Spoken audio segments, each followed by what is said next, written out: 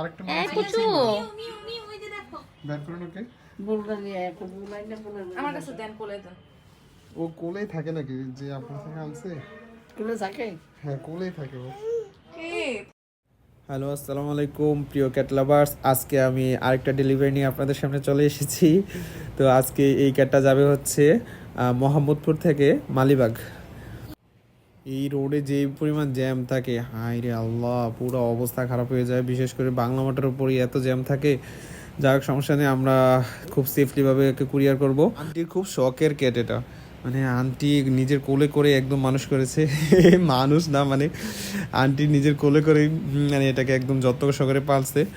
তো ও খুবই ভয় পাচ্ছিল, ও ভয়ে কাঁপতেছিল, এই কারণে আমি একটু ওকে আদর করে দিলাম। হে এই চিংড়ির ছোটো বোন, ভয় পাচ্ছ কেন তুমি? তো ওকে আন্টিকে বললাম যে আন্টি ওকে ওকে বিদায় দেওয়ার শেষ সময় হয়ে গেছে। তো আন্টি যেই ঘরে যাবে উনিও অনেক সচেতন, ইনশাল্লাহ ওর কোনো সমস্যা হবে না। তো আন্টি ওকে আদর করে দিল। আসলে ভাই, ক্যাট হচ্ছে একটা ইমোশনের জায়গা। হ্যাঁ, মানুষ এগুলা অনেকেই বলে না, এগুলাকে ইগনোর করে। ও দেখতে দেশি বিড়ালের মতো হলেও ওর মানে শরীর ধরলে আপনি এত সফট, ওর লেজগুলো এত সুন্দর, সত্যি আপনি অবাক হয়ে যাবেন।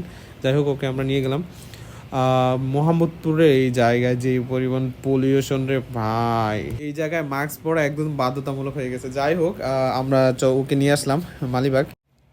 ওর বডি এত সফট, ওরে ধরলে শুধু আদর করতে মন চায়। ওর আপু, ওর বড় বোনও চিংড়িও ছিল এরকম অনেক সফট জাতের বিড়াল এগুলো। ওকে হ্যান্ড ওভার করলাম।